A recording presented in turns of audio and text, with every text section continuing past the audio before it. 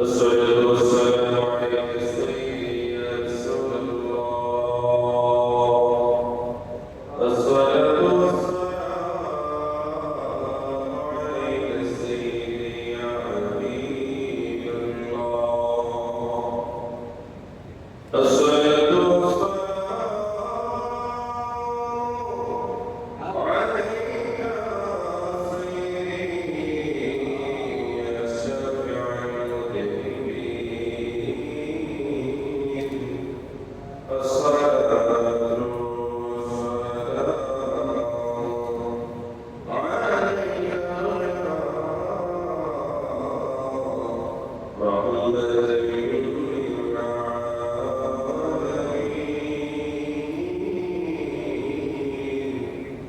الحمد لله الحمد لله رب العالمين.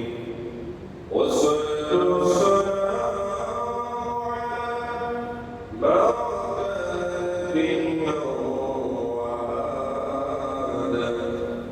وهذا الليل والدين. فقد قال الله تعالى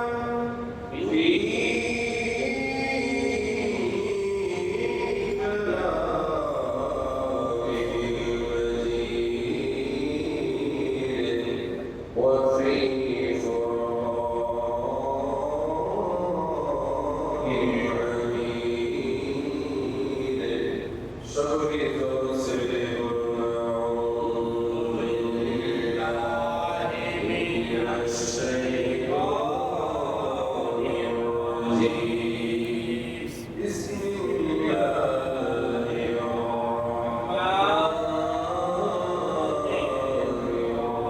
الرحيم. لن ينال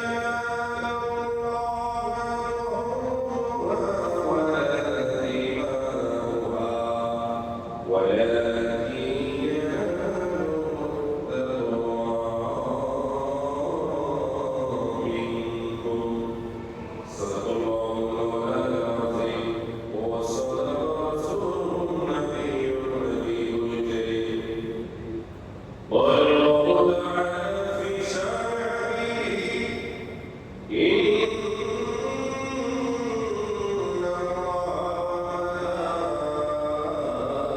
إن الله يصلون على النبي يا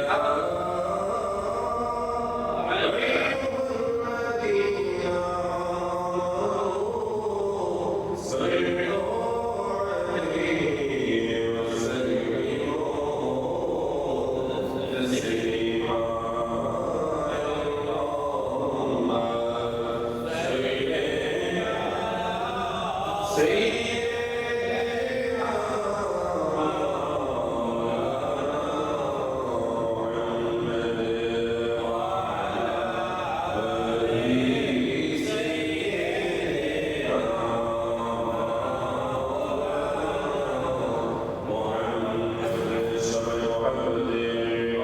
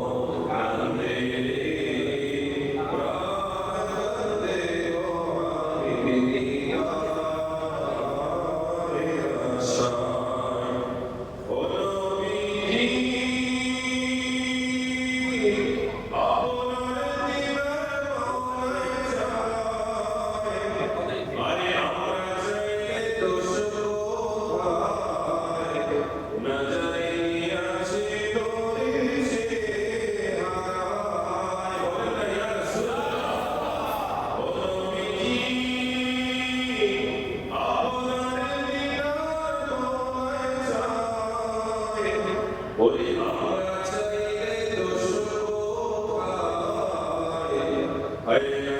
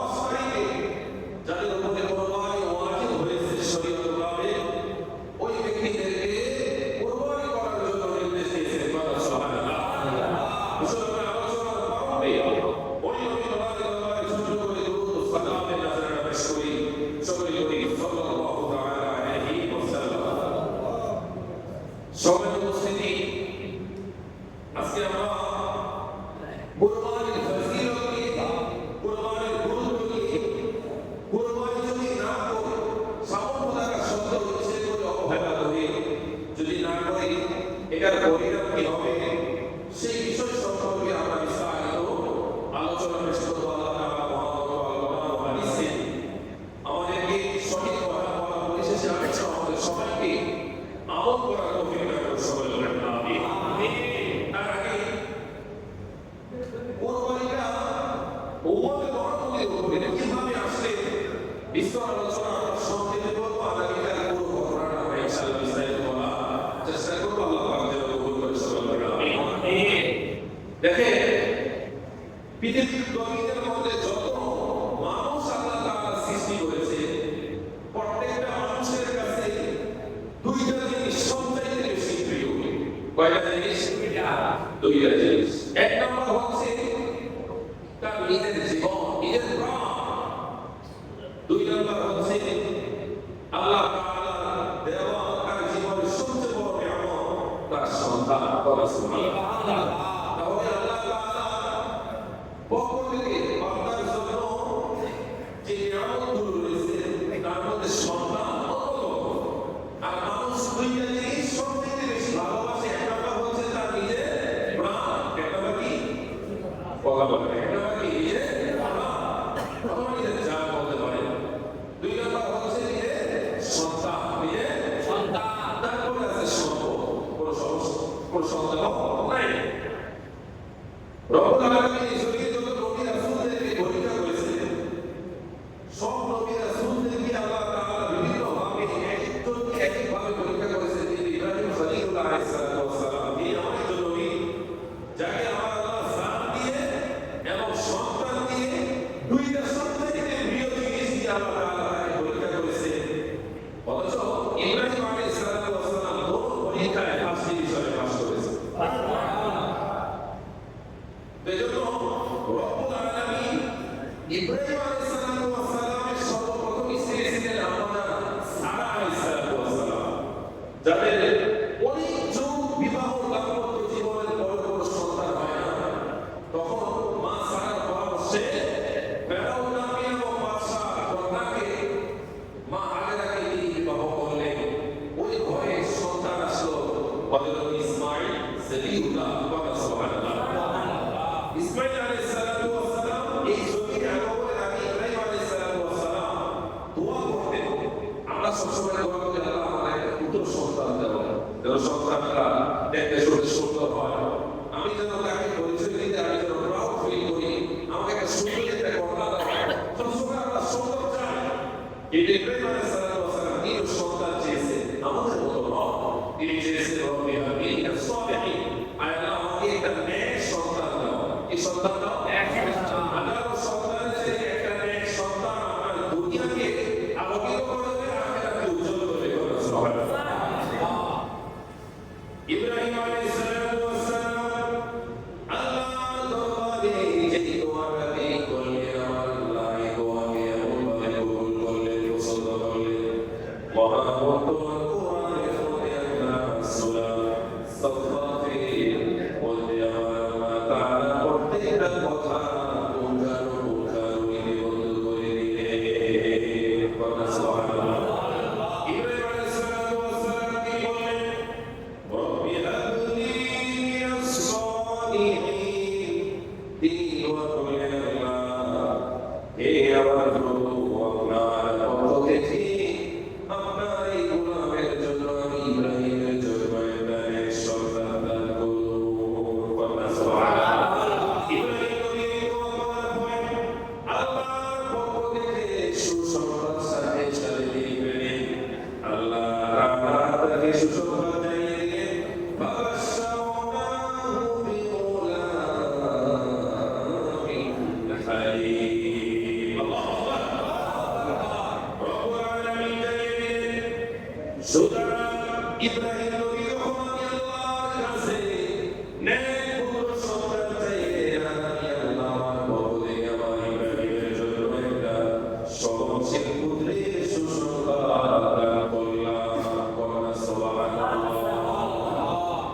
এবার ইব্রাহিম আলাইহিস সালাম তিনি বললেন, ফালাম্মা বালাগা মা'আহু السعي قال يا بني إني أرى في المنام أني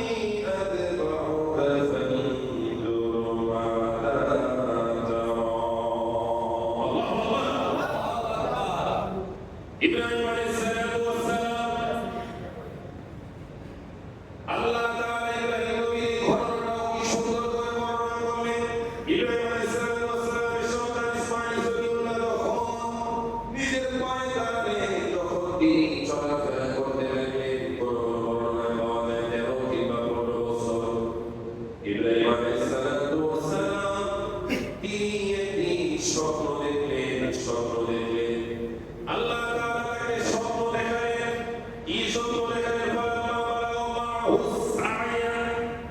যখন পিতার সাথে চলাফেরা করছে, তার সন্তান উপনীত হলো, তখন তিনি বললেন, ইয়া বুনাইয়া ইন্নী আরা ফিল মানামি, হে আমার সন্তান, আমি স্বপ্নে দেখেছি আমি তোমাকে জয় করতেছি। আল্লাহু আকবার।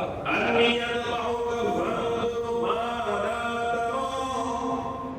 এখন তোমার কি বিষয়, তোমার কি? ইব্রাহিম আলাইহিস সালাম তার সন্তানকে কথা বলার পরে ইসমাঈল জবিউল্লাহ বললেন, ও আমার বাবা, ও আমার পিতা ইব্রাহিম আলাইহিস সালাম, আল্লাহ তাআলা আপনাকে যে আদেশ দিয়েছে, আপনি আল্লাহ তাআলার আদেশ পালন করুন।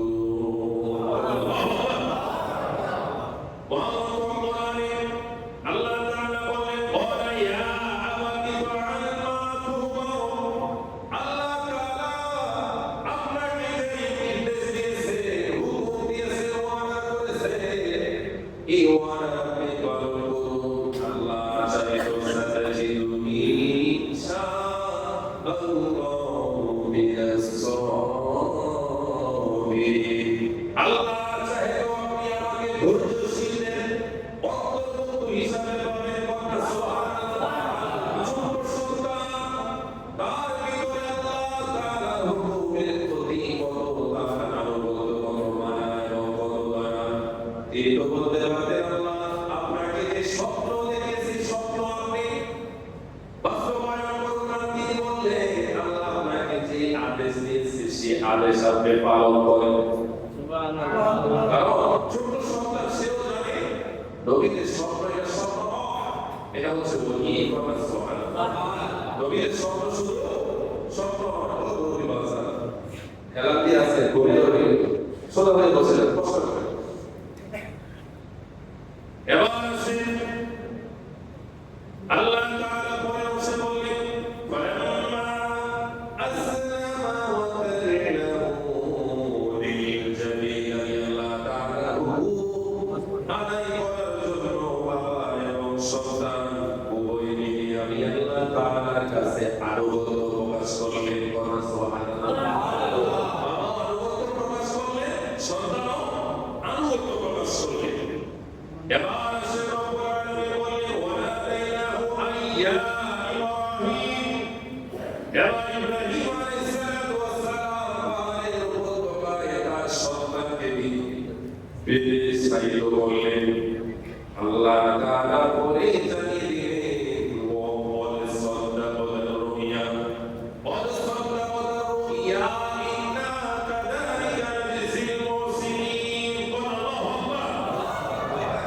আল্লাহ হুকুম করতেছে, ইব্রাহিম আলাইহিস সালাম একের পর এক আদেশ তিনি পালন করতে লাগলেন।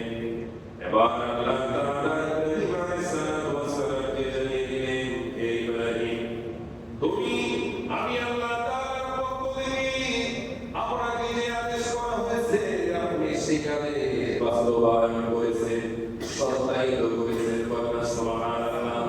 আমি আল্লাহ এভাবে আমার বান্দাদের মধ্যে যারা সত্যবাদী, সত্যের পথে রয়েছে, তাদেরকে আমি আল্লাহ এই প্রতিদান দিয়ে থাকি। কথা সুবহানাল্লাহ। রব্বুল আলামিন বললেন, ইন্না হাযা হুয়াল বালাগুল মুবিন। নিশ্চয়ই আপনার প্রতি আমি আল্লাহ তাআলা এই হুকুম ছিল সুস্পষ্ট একটা পরীক্ষা। কথা সুবহানাল্লাহ। ইব্রাহিম নবীর প্রতি সন্তানের এই কুরবানি, এটা ছিল আল্লাহর পক্ষ থেকে একটা পরীক্ষা। জোরে বলেন, একটা পরীক্ষা। তারপরে রব্বুল আলামিন বলেন, ওয়াদাইনাহু বিল-হিনাতি, আমি তার প্রতি সন্তুষ্ট হয়ে তার শরীর নিচে থাকা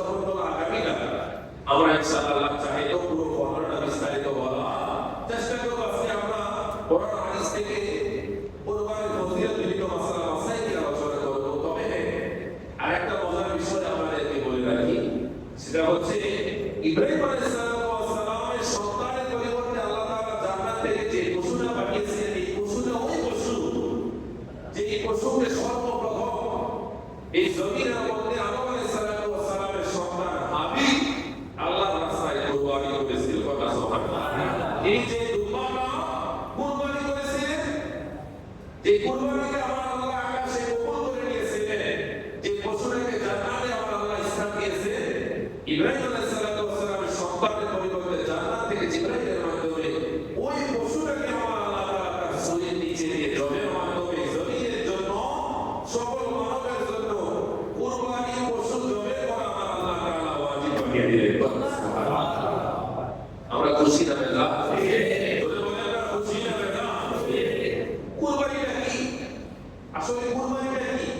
কুরবানির মাধ্যমে আল্লাহ তাআলা আমাদের কাছ থেকে কি চান সেই বিষয় সম্পর্কে মহাগ্রন্থ আল কোরআনে অন্যতম সূরা সফাতে 102 নম্বর আয়াতের মধ্যে, এবং শুধু তাই নয়, সূরা হজে 37 নম্বর আয়াতে সূরা সফে আল্লাহ তাআলা কুরবানির ঘটনা নিয়ে আলোচনা করেছেন। সূরা হজে 37 নম্বর আয়াতে আল্লাহ তাআলা কুরবানির মাধ্যমে আমাদের কাছ থেকে কি চান সেই বিষয়টা আল্লাহ তাআলা আমাদেরকে বুঝিয়েছেন। কথা সুবহানাল্লাহ। আসুন দেখি রব্বুল আলামিন কি বলেন। আল্লাহ তাআলা বলেন, লা ইয়ানালাল্লাহু ওয়ালা দিমাউহা ওয়ালাকিন ইয়ানালুহু তাকওয়া মিনকুম। ওয়া সুবহানাল্লাহ। আল্লাহ তাআলা জানিয়ে দিলেন, কুরবানি কৃত পশুর গোশত বা রক্ত আমি আল্লাহ তাআলার নিকট বান্দারে পৌঁছায় না, তাহলে পৌঁছায় কি? রব্বুল আলামিন জানিয়ে দিলেন, বলো আমি আল্লাহ তাআলার নিকট তোমাদের পক্ষ থেকে তোমাদের তাকওয়া, তোমাদের খোদার প্রতি, আমি আল্লাহর প্রতি যে ভয়, যে ভালোবাসা, যে খোদাবিধি, এটাই আমি আল্লাহ তাআলার নিকট পৌঁছে যাই। আল্লাহ বললেন, তোমরা যে কুরবানির পশু জবে করলি, এই জবে কৃত পশুর গোশত কিংবা রক্ত আমি আল্লাহর নিকট পৌঁছে না। সর্বপ্রথম যা পৌঁছে এটা হচ্ছে তোমাদের তাকওয়া। এজন্যই যখন আমরা কোন কুরবানির পশু দেখব, আলহামদুলিল্লাহ বলবো, কোনো ভাই বাহ্যিক দৃষ্টিতে একটু দুর্বল পশু ক্রয় করেছে, হয়তো দামে একটু ঠকে গেছে, কিন্তু আমরা তাকে অসন্তুষ্ট করব না। কেননা আপনি জিতে ঠকে দুর্বল হোক সবল হোক, সব পশু জবে করতে হবে একজনের জন্য, তিনি কে? একজনের সন্তুষ্টির জন্য, তিনি আল্লাহ। আল্লাহু আকবার। এই জন্য কেউ যদি আপনাকে জিজ্ঞেস করে, ভাই কেমন হলো, আপনি বলবেন আলহামদুলিল্লাহ, আল্লাহর জন্য গিয়েছে, অবশ্যই ভালো হয়েছে। আমরা দোয়া করি আল্লাহ যেন আপনার কুরবানি কবুল করে দেয়। কথা সুবহানাল্লাহ। ওই মানুষটা খুশি হয়ে গেল। আর যদি আপনি জিজ্ঞেস করা হয়, ভাই পশুটা কেমন হলো, ভাই কত লাগিয়েছে, ভাই 2 লাখ টাকা দিয়েছে, ভাই কত কিনতে বড় নাকি 1 লাখ টাকা দিল, তখন যে 2 লক্ষ টাকা দিয়ে পশুটি ক্রয় করেছে, তার মন খুশি না খারাপ? খারাপ হবে না? খারাপ হয়ে যাবে, এবং আপনার প্রতিও সে অসন্তুষ্ট হবে। লোকটা একটু ভালো জানতাম, হয় না নাকি খারাপ কিনছি, পশু ছাড়া তো করতে পারতো, কিন্তু লোকটা তো আসলে ভালো পরিচয় দিল না। আপনার কথা বলার সাথে সাথে তার মন খারাপ হয়ে গেলে আপনার মধ্যেও তার একটা খারাপ ধারণা এসে গেল। এরকম ভাবে কষ্ট দেওয়া যাবে না। কুরবানিটা আসলে শুধু গোশত খাওয়ার নাম নয়। এই পুরো কুরবানির পুরো সাবজেক্টটা তাকওয়া প্রমাণ করার নাম। কথা সুবহানাল্লাহ। আল্লাহর সন্তুষ্টি অর্জনের নাম। এজন্য আমাদের যাদের ভিতরে খাইসিয়ত খাসারতগুলো রয়েছে, আমরা ইনশাআল্লাহ পরিবর্তন করার চেষ্টা করব। আল্লাহ যেন কবুল করে সকলে বলেন আমিন। এবার আসেন আল্লাহর রাসূল যারা সামর্থ্য থাকা সত্ত্বেও কুরবানি দিতে চায় না, টাকাটাকে অপচয় মনে করে, ওই সাহাবীদেরকে আমার আল্লাহ কি আলোচনা শুনিয়ে দিলেন। আল্লাহর নবী, প্রিয় নবী, দু জাহানের নবী মুহাম্মদ রাসূলুল্লাহ সাল্লাল্লাহু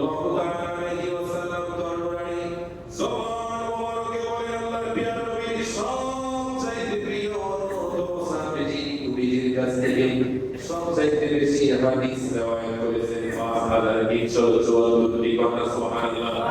ওই সাহাবীর নাম হচ্ছে হযরত আবু হুরায়রা। আল্লাহর নবী সাহাবী আবু হুরায়রা বলতেছেন আন্না রাসূলুল্লাহ সাল্লাল্লাহু তাআলা আলাইহি ওয়াসাল্লাম ক্বালা মান কানা লাহু সাআতাও ওয়া লাম ইউদাহি ফালা ইয়ারান্না মুসাল্লানা। নবীর নবী তার মায়ার নবীর নবী মায়ার নবী তার নবী সাল্লাল্লাহু আলাইহি বলেন কুরবানি করা সামর্থ্য থাকা সত্ত্বেও যে বান্দা কুরবানি করে না সে যেন আমাদের ঈদগাহে প্রবেশ না করে। চিন্তা করে নবীজি বললেন তোমাদের যাদের সামর্থ্য আছে কিন্তু তোমরা কুরবানি দাও নাই করো নাই, তাহলে তোমার মতো ইসরাঈল এটা ভগবান না খায় না খায় সে যেন ঈদগাহে প্রবেশ না করে। প্রিয় আমাদের যে সম্পদকে বাঁচানোর জন্য আমরা কুরবানি থেকে নিজেদেরকে বাঁচাতে চাই, আপনারা কি বুকে হাত দিয়ে বলবেন এই সম্পদ আপনার জীবনে উপকার আসতে পারে? প্রোগ্রামটি আছে না, কথা বলে প্রোগ্রামটি আছে না। আল্লাহর হুকুম আদায় করতে আপনি যত সম্পদ ব্যয় করবেন প্রত্যেকটা টাকায় টাকায় সওয়াব আছে কি নাই? আছে। উপকার আছে কি নাই? কথা সুবহানাল্লাহ। আর ইসলাম বড় সুন্দর। এই যে আমরা যারা সন্তান, আগে তো সন্তান হয়ে মা বাবার জন্য খরচ করা সবচাইতে দামি ইবাদতের মধ্যে অন্যতম। কথা সুবহানাল্লাহ। এটা ডাইরেক্ট কবুল। এটা কি ডাইরেক্ট কবুল? সন্তান হয়ে বাবা মার জন্য কি করা? খরচ করা। দুই নম্বর হচ্ছে আপনি স্বামী হওয়ার পর স্ত্রীর জন্য খরচ করা। আমরা মনে করি আল্লাহ রাস্তায় দান করলে, গরিব মানুষদেরকে দান করলে এটাই মনে হয় না। না, আপনি স্ত্রীকে সন্তুষ্ট করার জন্য বাজার থেকে সবচেয়ে ভালো ভালো জিনিস স্ত্রীকে উপহার দিতে, এটাও দান, এটাও সওয়াব। সুবহানাল্লাহ। এটাও কি সওয়াব? শুধু তাই না, আপনি যে বাবা হয়ে সন্তানের মুখে আহার তুলে দিতেছেন, এটাও দান। এটার একটা জাযা আল্লাহর পক্ষ থেকে আপনি পাবেন। আমরা যারা বাবা হয়েছি, বাবা হওয়ার পরে আপনাদেরকে একটা এক্সাম্পল বলি। আমার বাবা অনেক শক্তিশালী ছিলেন। আমাদের চোখের দেখা দেখি অনেক কিছু করতে পারতেন, ভাঙতে পারতেন। সেই বিষয়টা মূল বিষয়টা হচ্ছে তিনি বললেন যে আমার যখন বিবাহ হয়েছে তখন আমার শক্তির অনেকটা ক্ষয় হয়েছে। কেন? কারণ ওই সময় আমার রিজিকের সাথে আমি আমার সহধর্মিণীকে জড়িয়েছি। একটা ভালো জিনিস খাইতে মন চাইলে নিজে খাই নাই, যেহেতু আমার আরেকজন আছে তার সাথে নিয়ে আমরা খেয়েছি। এরকম হয় না? যখন তোমরা পৃথিবীর জমিনে আসো, মনে চাইছে সারাদিন পরিশ্রম করছে, একটা কেক খাই, একটা রুটি খাই, একটা কলা খাই, খাইতে গিয়ে মনে করেছে খেতে যাওয়ার সময় আমার সন্তান তো বাড়িতে আছে, সে যদি রুটিটা পায়, কেকটা পায়, বিস্কিটটা পায়, তাহলে সে তো খুশি হবে। এরকম হয় না? সন্তানদের কথা, আমাদের কথা চিন্তা করে বাবা সারাদিন না খেয়ে থাকে, ইচ্ছে করলে আরো তো সময় আদায় আরো যে ইদাই না যাই হোক মনে করেন। তো এই রেস্টুরেন্ট গুলো ইচ্ছা করলে আমরা সকালে নাস্তা খাইলে 100 টাকা আমরা বিল করতে পারি ভালো খেয়ে, কিন্তু অনেকে আছে একটা রুটি নিয়ে তাদের মোটামুটি নাস্তা সেরে থাকে। চিন্তা করে আমি যদি নাস্তা থেকে 100 টাকা 50 টাকা বাঁচতে পারি, আমার সংসারের জন্য উপকারে আসবে। এরকম বাবা আছে? আমার মনে হয় 99% বাবা এরকম। ইচ্ছে করলেও কিছু বলে না, ইচ্ছে করলেও কিছু খায় না, জোতাটা 10 বছর যাবত করতেছে, বারবার সেলাই করতেছে, কিন্তু সন্তানকে মাসে মাসে বছরে কয়েকবার জোতা দিতেছে, স্ত্রীদেরকে দিতেছে, কোনোদিন নিজের প্রতি কোনো চাহিদা নাই। এটার নামে বাবা। কথা বলে ঠিক না? আল্লাহ তাআলা এরকম হাজারো লক্ষ লক্ষ কোটি কোটি বাবাদেরকে জান্নাতের সূর্য মাকামে পৌঁছে দেবে। সকলে বলেন আমিন।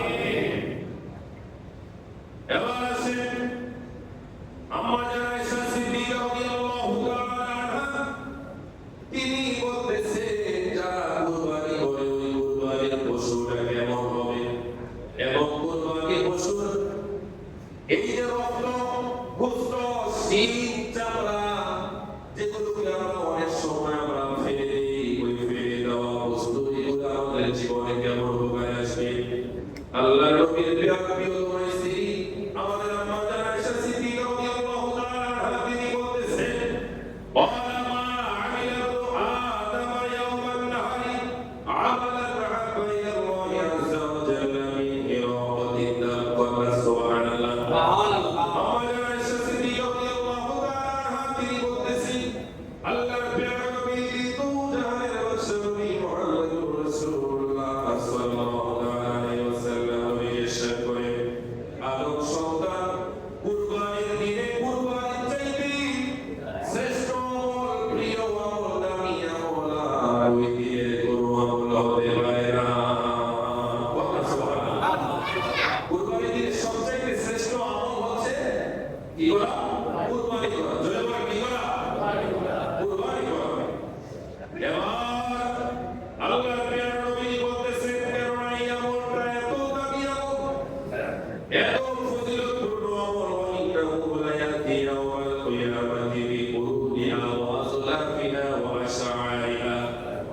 এজন্যই আমরা এত দামি আদম সন্তান যখন কুরবানি করে যে পশুটা কুরবানি করবি কেউ যদি আল্লাহ তাআলা ওই কুরবানি দাতার পশু থেকে কুরবানিকৃত পশুর শিং এবং তার খুর পশম সকল কিছু যেগুলো আমরা ফেলে দিই বর্জনে করি সব কিছু রব্বুল আলামিন তার আমলনামায় আমার আল্লাহ তাআলা মিজানের পাল্লায় ওজন দেওয়ার জন্য ফেরেশতাদেরকে নির্দেশ দিয়ে দিবে যেগুলো আমাদের কাছে বর্জ্য মনে হয় অতিরিক্ত মনে হয় আবর্জনা মনে হয় কিন্তু আমার আল্লাহ তাআলার কাছে বান্দার এই আবর্জনাটা এক একটা নেক আমলে পরিণত হয়ে যায়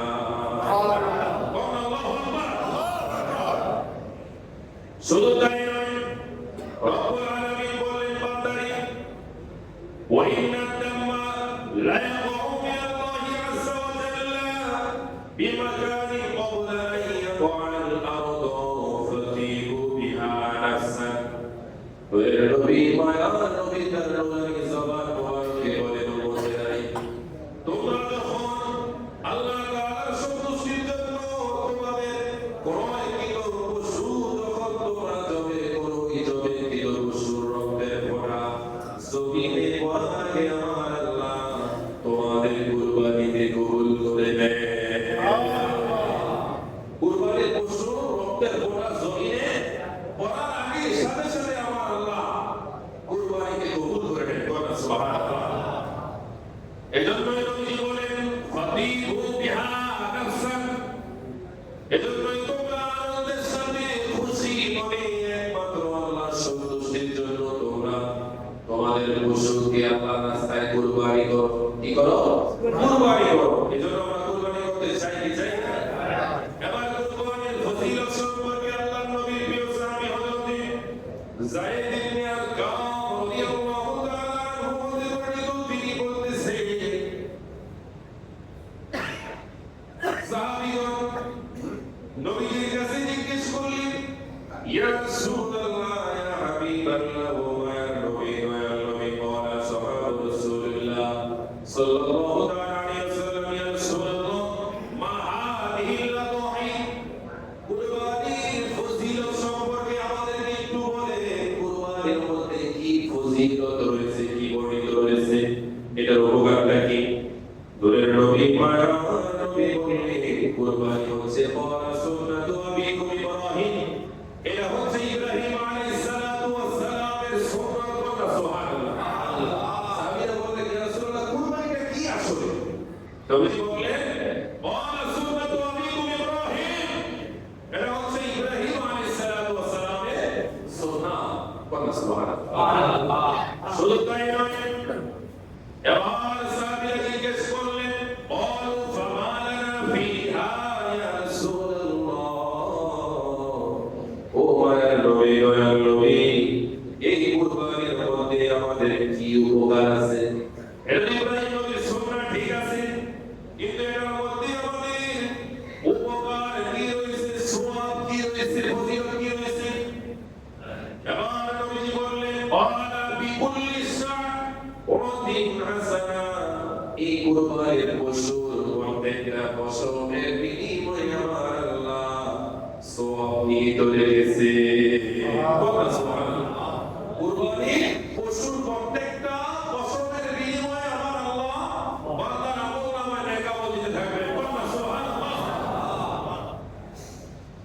এবার সাহাবীরা আরো জিজ্ঞেস করলেন قالوا فالسوق يا رسول الله يا رسول الله يا حبيب الله ويا نبي ويا نبي যদি কুরবানির পশুর প্রত্যেকটা পশমের বিনিময়ে যদি সওয়াব থাকে তাহলে সব পশুর গায়ে তো একরকম পশম নাই ভেড়া এবং দুম্বার মধ্যে কম না বেশি বেশি কম না বেশি বেশি সাহাবীরা জিজ্ঞেস করলেন মেষ বা ভেড়ার পশমের বিনিময়ে আমাদের জন্য কি রয়েছে নবীজি বলেন ক্বালা বিকুল্লি শা'রাতিন মিনাস-সুবি হাসানা ভেড়া এবং মেষের গায়ে থাকা প্রত্যেকটি পশমের বিনিময়ে তোমাদের জন্য একটি করে সওয়াব রয়েছে সুবহানাল্লাহ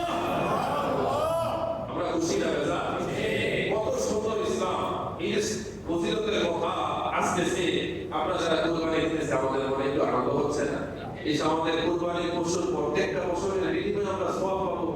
অনেকে মনে প্রশ্ন, হুজুর কুরবানি তো আমরা 7 ভাগে দিই, তাহলে সওয়াব কি 7 ভাগে ভাগ হবে? আমি বলবো না, না ভাগ হবে না।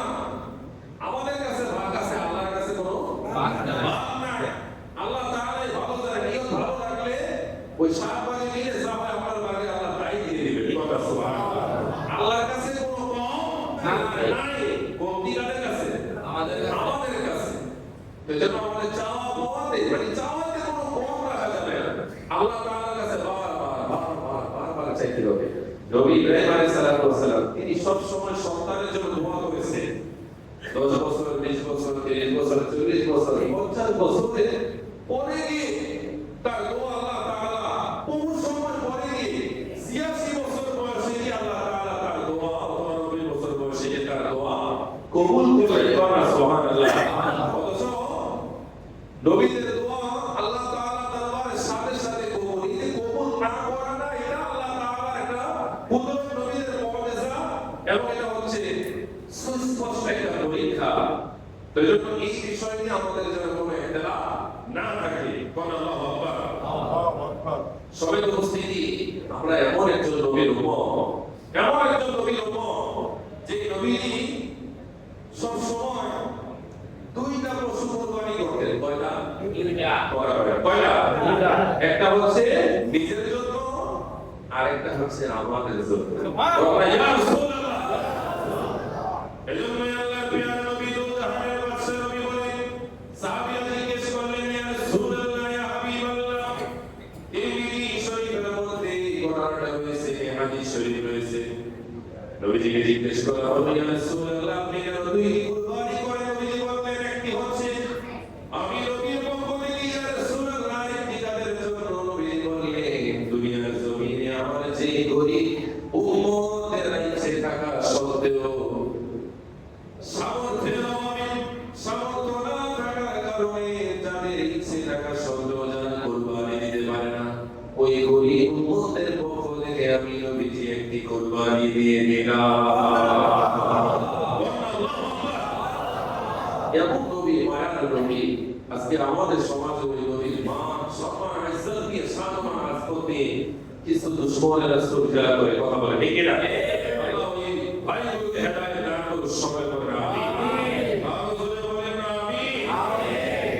আল্লাহ নবী প্রিয় সাহাবী হযরত জাবের রাদিয়াল্লাহু তাআলা আনহু ওদের বর্ণিত তিনি বর্ণনা করতেছে, প্রিয় নবী সাল্লাল্লাহু তাআলা আলাইহি ওয়াসাল্লাম প্রাথমিক অবস্থায় কুরবানির গোশত 3 দিনের বেশি সংগ্রহ করে রাখার জন্য নিষেধ করেছে, যে তোমরা 3 দিনের বেশি এটাকে রাখবে না, মানে সংগ্রহ করবে না।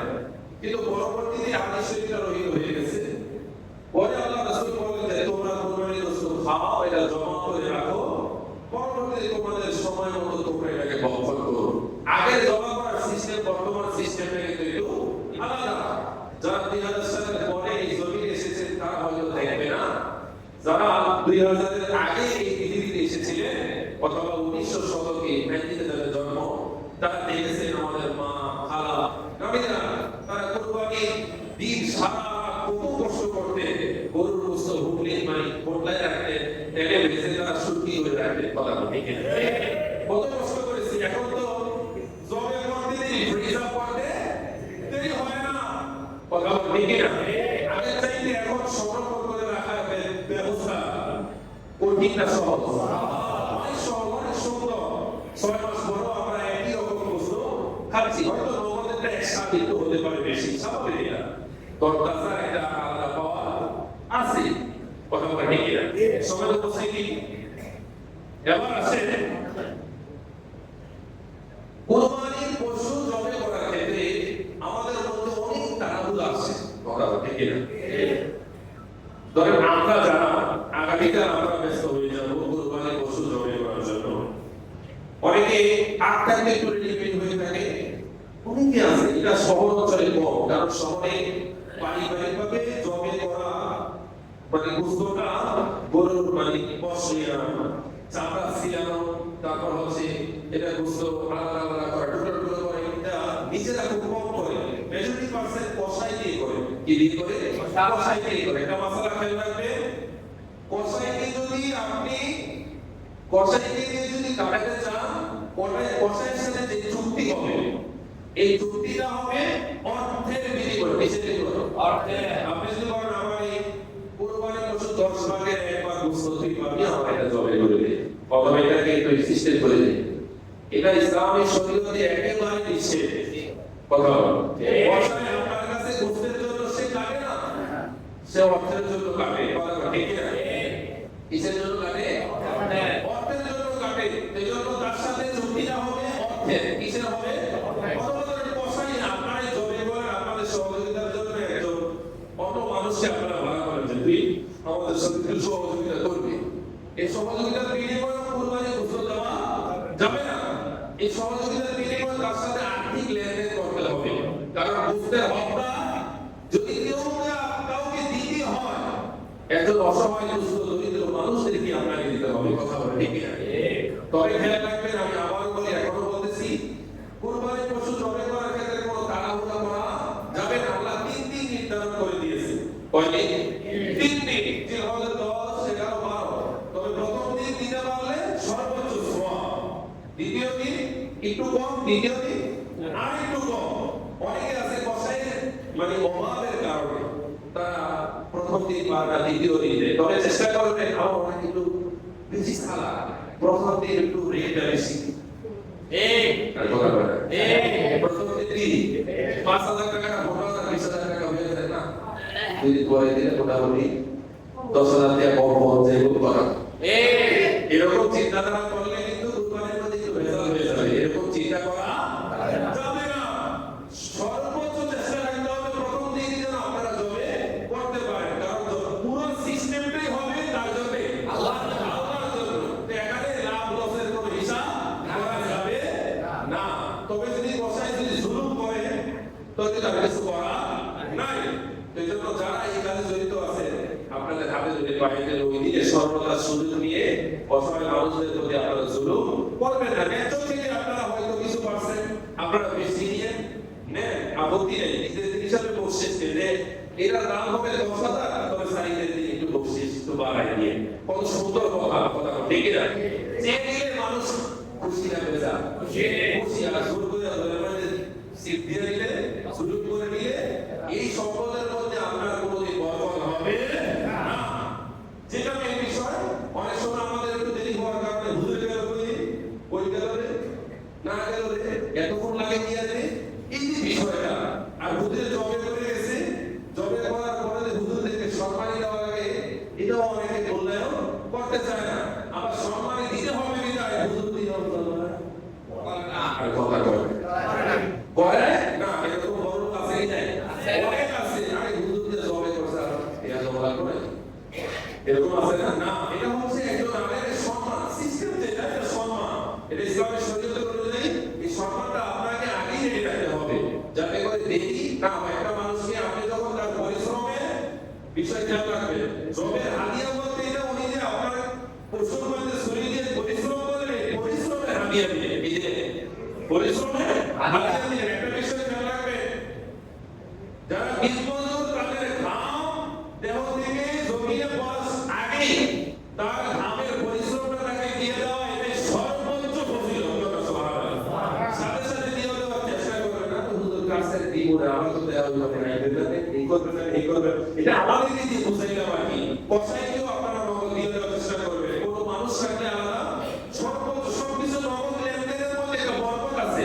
কথা বলেন, বাটপারি হয় না, পরে হলে এটার মধ্যে একটা সমস্যা হয়ে যায়। আর আমরা কুরবানির পশুর গোশতকে নিজের ফ্রিজার করার জন্য ব্যস্ত হব না, ফ্রিজার করার জন্য ব্যস্ত হব না। কুরবানির পশুর সর্বশ্রেষ্ঠ মানদণ্ড বিতরণের আমার রাসূল আমাদের শিক্ষা দিয়েছে যে তোমরা তোমাদের গোশতকে 3টি ভাগে বিভক্ত করে দাও, একটা নিজের জন্য আর একটা নিজের আত্মীয়দের জন্য। আত্মীয়দের মানে বড় লোক থাকতে পারে, গরিব, সবাইকে আপনারা দিবেন। আপনি দিবেন, তার বাড়ি থেকে আসবেন, এতে করে সম্পর্ক বাড়বে না, হবে বাড়বে। এবার আশেপাশে একটা অনেক গরিব মানুষ আছে, আছে না? আমরা মোহাম্মদপুর যখন মাদ্রাসায় পড়ি, বিহাই পেপের মধ্যে দেখলাম গেট করে ভেঙে দেওয়া অবস্থা, নিচে হাত, উপরে হাত, কত রকমের হাত, বাড়ি দিল হাত, বাড়ির কোরবানি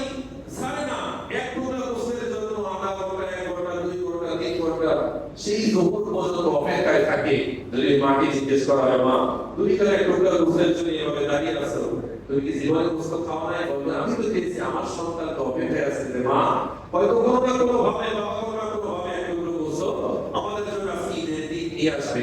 আপনাদের খারাপ লাগবে যে আপনারা ঈদের দিন গোস্ত খাবে, আপনাদের বাড়িতে আসা আশেপাশে থাকা অনেক গরিব অসহায় মানুষ তাদের ঘরে গোস্ত হবে না। এটা তো ইসলাম নয়, এটা তো কুরবানি নয়। আমাদের সামর্থ্য অনুযায়ী আমরা আমাদের সর্বোচ্চটা দিয়ে চেষ্টা করবো, ঠিক না? তবে ইসলাম আমাদেরকে এটাও নির্দেশ করে না যে তুই তোর ঘরে রেখে কিছুই না রেখে সব দিয়ে দে, এতটা নয়, এতটা নয়। আপনি আপনার জন্য রাখবেন, আত্মীয় স্বজনদেরকে দিবেন, আশেপাশে থাকা গরিব অসহায় মানুষদেরকে আপনার সাধ্য অনুযায়ী দেওয়ার চেষ্টা করবেন। একজনকে সব দিয়া পরে আর কাউকে দিবেন না, বিষয়টা এমন না। সবাইকে সমতায় রাখার চেষ্টা করবে। আপনার এই এলাকার যারা রয়েছে, আশেপাশে যারা রয়েছে, সবাইকে অনুরোধ করবো, এখনো যারা পশু ক্রয় করে নাই, সামর্থ্য আছে 50 থেকে 1 লক্ষ টাকার মালিক আপনারা যারা আছে, প্রত্যেকের জন্য কুরবানি কি ওয়াজিব, কুরবানি কি ওয়াজিব। বলতে না আমার হুজুর বলতে গেলে 50 60 1 লাখ টাকা লাগে, 20,000 টাকা দিয়েছে গরুর বাল, কথা বলে 20,000 টাকা দিয়েছে গরুর বাল নাই, এটা কত বছর যেভাবে লক্ষ লক্ষ টাকা দিয়ে গরু বিক্রি হচ্ছে, এই বছর দিতে এমন নাই। কারণ দুর্নীতিবাজগুলো এখন আর দেশে নাই। যারা ছাগল কিন্তু মনোভাব দিয়ে তাই মানুষগুলো আছে এখন নাই, কথা বলে যারা আলাদাভাবে দিয়ে আগামী করে হাজার টাকা কত মূল্য, হাজার হাজার হারামভাবে উপার্জন করে তাদের কাছে একদিন বস্তু 1 লাখ দিয়ে হইলেও কোনো সমস্যা নাই, কথা বলে ঠিক না? আর যারা আলাদাভাবে উপার্জন করে 700 টাকার দাম 750 হইলেই কিনতে পারে, কিনতে পারে না, সামর্থ্য হয় না, কুলায় না, কথা বলে ঠিক না? আল্লাহ আমাদের সবাইকে সুন্দর পশু সামর্থ্য অনুযায়ী ক্রয় করে আল্লাহর জন্য কুরবানি করার তৌফিক দান করুন। সবাই বলেন আমিন। বলেন না আমিন। এবং কুরবানি পশুর সময় কোনোভাবে দালালি, খবরদার কসাইয়ের সাথে কোনো খারাপ ব্যবহার। আমাদের দেশের কসাইরা এমন আছে, কুরবানি পশু জবে করার সময় লেঙ্গি হয়ে আসে, আপেল হয়ে আসে, রোগী হয়ে আসে, এমন কাফার দেয় যে পিছনের অংশ আছে কি নাই কাপড় বোঝা যায় না, এরকম চিটার বারবার আছে কি নাই আছে। খবরদার ওই যে রক্ত ভরার বয়স, মানে রক্ত ভরবে মুসলমানকে এরকম বসে, এরকম উসিলা দিয়ে যারা ফরজ ত্যাগ করে, এগুলো তারা কোনোদিন কুরবানির পশু আপনারা খাওয়াতে পারবেন না এবং জবে করার চেষ্টা করবেন না। এবং জবে করার পরে সর্বোচ্চ ধৈর্য ধরবেন, 4টা রং কাটবে, কয়টা 4টা, 3টা কাটা হয়ে যাবে, 4টা কাটার পরে নিচের আরেকটা বড় একটা রং আছে, সেদিকে এত যাওয়ার চেষ্টা করবেন না। আমাদের দেশে অনেক কষ্ট এত নিকৃষ্ট, আমরাও তাদের সাথে সাথে নিকৃষ্ট।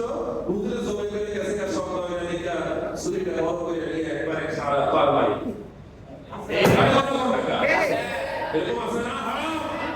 আপনার একটু তাড়াহুড়োর কারণে গোটা কুরবানি সিস্টেমকে আপনি হারাম করে দিলেন। এটার জন্য 7 ভাগের 6 ভাগ নাই না, এটা আপনি চলে হয় না। আমাদের রায় আছে, আমরা নিষেধ করবো। অনেক কসাইরা আছে, একদিনটা জবে করতেছে, আরেকদিনটা সাঁতা সিলে গেছে, কারণ তার চিন্তা হয়েছে আমার এইটা তো শুধু দাঁড়া, আমার প্রায় জায়গায় দিয়ে দিব। তাড়াহুড়ো লাগলে তুই দূরে যা, পশুকে স্থির হওয়ার জন্য সময় নিতে হবে, কারণ তার রূহ বের না হওয়া পর্যন্ত তার গায়ে অন্যভাবে ছুরি স্পর্শ করা হারাম, হারাম। যে করলো এটার জন্য সে কবিরা করে বলল, আল্লাহ হুকুম অমান্য করলো, কথা বলে ঠিক না? সে পশুর প্রতি জুলুম করলো, তাহলে জুলুম করার কারণে হাসরের ময়দানে এই পশু আল্লাহর দরবারে আপনার বিরুদ্ধে সাক্ষী দিবে। বলেন আউযুবিল্লাহি মিনাশ শাইতানির রাজিম। তাড়াহুড়ো করার কোনো সুযোগ নাই, পুরো সিস্টেমটাই ইসলামী হতে হয়। আল্লাহ তাআলা রাসূলের সন্তুষ্টি হলেই হয়। 10 মিনিট আগে কিংবা 10 মিনিট আগে কিংবা পরে। আমরা আগামীকাল আমাদের ঈদের নামাজ হবে আলহামদুলিল্লাহ 7টায়, কয়টা 7টা। আমরা মোটামুটি 7টায় আসবো না 6টায় আসবো, কথা বলে তো আগে আসবো না 6টায় আসবে। 6টায় আসলে আমরা আপনাদের এই কুরবানি ফজিলতের নিয়ে একটু আলোচনা করব এবং 7টা বাজে আমাদের নামাজ শুরু হয়ে যাবে। নামাজের পর খুতবা হবে, কি হবে খুতবা। জুমার নামাজে আগে হয়, ঈদের নামাজে পরে হয়। খুতবা হওয়ার পরে মিলাদ হবে, কেরাত হবে। 8টার মধ্যে আমরা ইনশাআল্লাহ আমাদের কার্যক্রম শেষ করে দেব। 8টার পরে আমাদের ইমাম সাহেব আছে, আমরা আছি আলহামদুলিল্লাহ। আমরা এক জায়গায় নিজেদেরকে ডিভাইড করব আলহামদুলিল্লাহ, যেন আপনাদের বেশি দেরি না হয়। আপনারা যারা আছেন কুরবানি দিতে অনুরোধ থাকবে, আপনারা আমাদের নাম্বারটা সংগ্রহ করে রাখবেন। কে কোথায় কিভাবে দিতেছেন আমাদের সাথে যোগাযোগ করবেন, কথা বলেন, করবেন না? আমরা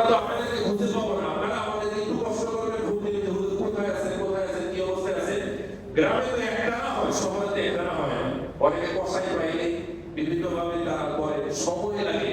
তো এই সময়টা আমাদেরকে আপনারা জানাবেন যে হুজুর আমার পশুটা 11টা বাজে, 10টা বাজে, 12টা বাজে, জোহরের পরে, আসরের পরে, এগুলো আমাদের মঞ্চের মধ্যে আছে, ইমাম সাহেব আছে, আমাদের সেক্রেটারি সাহেব আছে, আপনারা ওনাদের কাছে মেহেরবানি করে এই তথ্যগুলো আপনারা দিয়ে যাবেন, পাবেন ইনশাআল্লাহ। আরেকটা বিষয় হচ্ছে আমাদের নারায়ণ সিটি কর্পোরেশনের পক্ষ থেকে একটি ঘোষণা এসেছে, সবাই এলাকাবাসী, নগরবাসী পবিত্র ঈদুল আজহার শুভেচ্ছা। আপনাদের সকল অবগতির জন্য জানাতে চাচ্ছি পবিত্র ঈদুল আজহা 2025 উপলক্ষে কুরবানি পরবর্তী কুরবানিকৃত পশুর গোবর, রক্ত, হাড়, চামড়া তথা পশুর সামগ্রী উৎকৃষ্ট অংশ সুষ্ঠু এবং সুন্দরভাবে অপসারণের মাধ্যমে পরিবেশ দূষণ প্রতিরোধের জন্য নির্ভক্ত ব্যবস্থাকে এই উদ্যোগে বানানোর সময় সরকার করতে এবছর সিটি কর্পোরেশন প্রত্যেকে নিজ নিজ দায়িত্ব দিয়েছে। আপনারা এক জায়গায় রাখলে হয়তো যারা রাস্তাঘাট পরিষ্কার করে তাদের জন্য সুযোগ সুবিধা কিন্তু সুন্দর হবে, কথা বলে ঠিক না? এক নম্বর হচ্ছে কুরবানি জবাইয়ের পূর্বে আপনাদের বাড়ির আশপাশ গর্ত করে রাখবেন, যেটা হয়তো সহজে সম্ভব না, সম্ভব তো রাস্তা খুঁজে দিতে, কথা ঠিক না? এবং গর্তের মধ্যে রক্ত, গোবর, পরিত্যক্ত অংশ খুঁজে নেবেন। আপনাদের গর্ত হচ্ছে গাছ, আপনাদের গর্ত শুধু কথা বলে, আপনাদের গর্ত কি ড্রেনের মধ্যে এমন ভাবে জবাই করবেন যাতে রক্তটা সহজেই ড্রেনের ভিতরে পানির মাধ্যমে সেটা চলে যায়, যাতে করে মানুষের আর পরবর্তীতে চলাফেরা করতে কোনো কষ্ট না হয়। এবং জবাইকৃত পশুর উৎকৃষ্ট অংশ সিটি কর্পোরেশনের ড্রেনে ওই যেটা বললাম, তারা বলার আগে আমি বলে ফেলেছি। তো যাই হোক, কুরবানির মাংস বিতরণের পরিবেশ মানসম্মত ব্যাগ এবং পাত্র ব্যবহার করুন। পরিষ্কার পরিচ্ছন্নতা ইমানের অঙ্গ। কুরবানির পরে আপনার বাড়ির আশেপাশে পরিবেশ যাতে দূষিত না হয় সেদিকে বিশেষ খেয়াল রাখুন।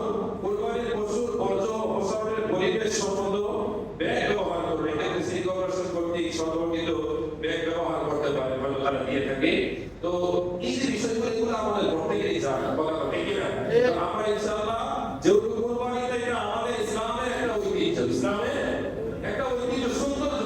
এটা কুরবানি পশু জবাই করার পরে তার যে বর্জ্যগুলো আছে এগুলো আমরা এমন ভাবে পরিষ্কার করার চেষ্টা করব যাতে করে পরবর্তীতে আমাদের এবং মানুষের আশেপাশের কারো যেন কোনো কষ্ট না হয়। অনেকে পশু জবাই করে ঘুরিটাকে রাস্তা বলে পালায় আছে, এরকম বেশি আছে না?